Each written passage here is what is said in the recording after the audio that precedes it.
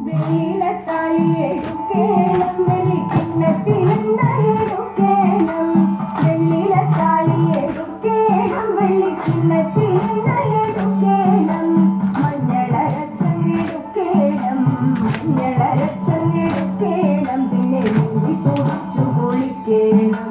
മുടി തുടിച്ചു കുളിക്കേണം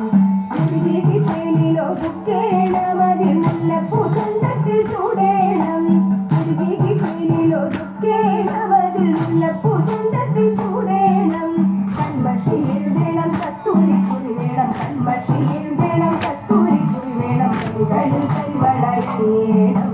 കൈകളിൽ കൈവളയേണം